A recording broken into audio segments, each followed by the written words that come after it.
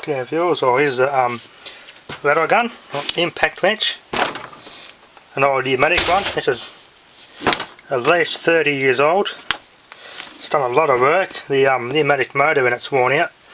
I've done an equipment autopsy on this before.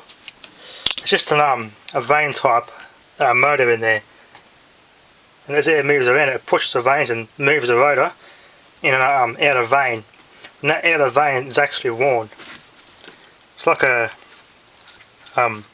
sleeve, aluminium sleeve, and that's all worn out. This was kept pretty well oiled, but it was used a hell of a lot. There's a hell of a lot of air in this. It doesn't really do anything now. It just uses a lot of air. It doesn't really break the very I could do a bolt up hand tight, and this won't even break it loose. Yeah, it's tired. I'm gonna try and improvise an electric one. Keep the impact half of it. I'll pull that out and do a refresh and show you again how it works. It's just like a rod that spins around and grabs a lever and smacks it, and every time it goes around it hits it, making it a sort of a hammer, rotating hammer, or rotary hammer. So I'll take this back cover off, find out how I can attach even a drill or something I can attach to the impact drive. Just drive that with a drill or something, make an electric one. Alright, there's your back plate, a bit of moisture in there. Air goes in through there, through those little holes, spins that, and there's centrifugal force flings these vanes out. I think they're like they're almost like printed circuit board material, but yeah, you can see how much wear is in them. There's a lot of gap there. They're supposed to be flush with the end of this rotor, but they're quite worn out. Here's what they ride against. You can see a lot of wear on that. The outside of that's also very badly worn. So it spins out, that goes in there, the air goes through there. There's a valve here which redirects the air to spin it the opposite way, to go reverse. There's obviously a little, when you press that, there's like a little ball bearing, pulls out of the seat and lets the air to go through. And this adjuster here is like a regulator. So like I think it's like a seat or something that closes and opens. That just makes it air flow, lets more air through for stronger torque.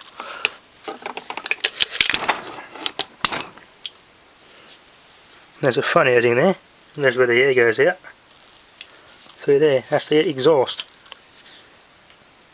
There's a little port there, I think that's the actual oil port. Under that grub screw, you put oil through there. And that's the impact part of the housing in there. Like a sleeve in there. The ball bearing in this end. That's still in pretty good nick. Here's the impact half. There's a drive on there. You can see when this rotates. When I rotate that, this little hammer flings out, smacks against that, which turns it like that, forces it. And that's where the strike surface is. This is very hard steel. So I'll put it back in, I'll show you how it would work.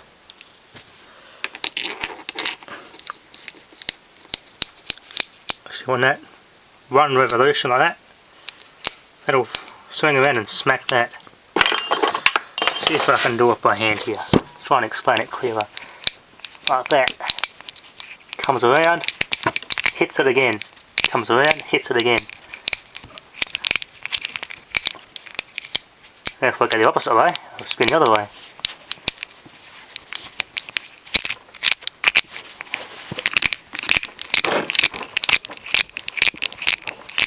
And you can see how it works. Strikes it and just turns it. Pull this little thing out. This little Allen key might help. There you go. And that's the actual hammer there. That goes around and strikes against that surface. Gets it to turn. There's very minimal wear on this, so this part's alright. It's just the motor that's worn.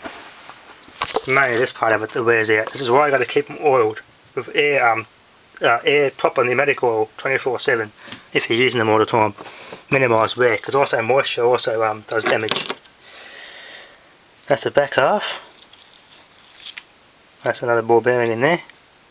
Nachi Japan, a shielded bearing. That's the drive part there. So I'm going to try and find something with a spline on it like that. Or just put that in it as it is and put a drill on there. And just turn that with a drill. See how good it works out. So that goes in there like that to turn it. Drives in there in the housing.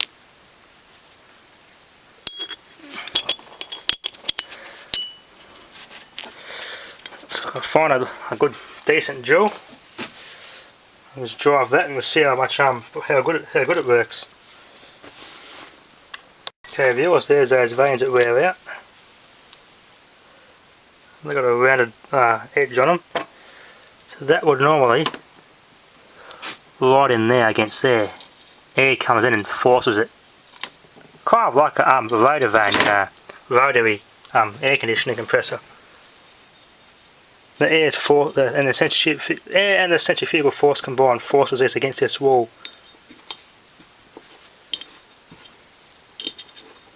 That wears out against there. So you could probably rebuild this, replace those, and replace this, and that will probably be a new gun. So housing looks pretty good. There's a bit of scoring in there, but it's not really too bad. So where the air would come in. Yeah, air comes in through this back part here. Goes up through there, forces it up this at an angle, and that hits it, so it spins it. So I'm going to try. So if I turn this again, just demonstrate this one more time.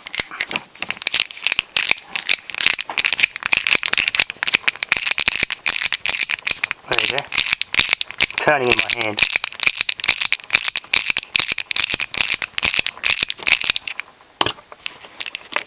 You can see how that thing interlocks.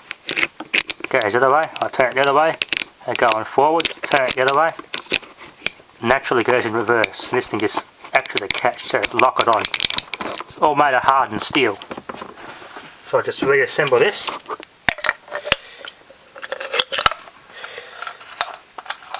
Now if I just demonstrate it in the housing, turn the drive here.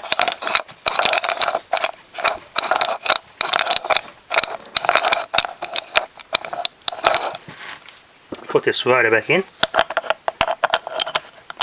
All I do is just turn that with a drill on a low gear, if I can get a good grip on that, and if the chuck fits, and see how good it performs. So this into an electric rattle gun. Be very handy. Okay viewers, here's my electric rattle gun. Very crude. Get the idea. Reverse. Low speed, or low gear. Yeah, not very efficient, because these things are designed to spin fast in order for them to work properly. So let's give it a test and see if we can actually undo a wheel stud with it. Okay viewers, a 9mm socket on the end of this. Let's see what happens. Okay, reverse. It's trying. No. It's got to go fast for it to work. It won't work on a low speed.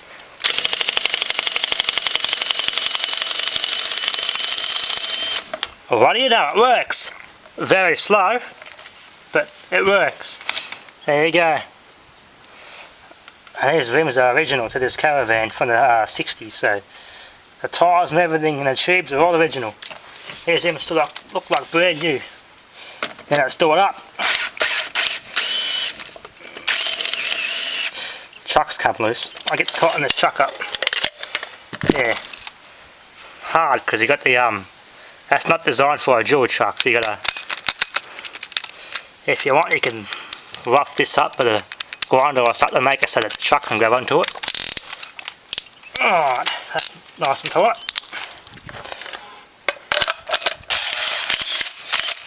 Make sure that's all the way in. Let's do this stud back up.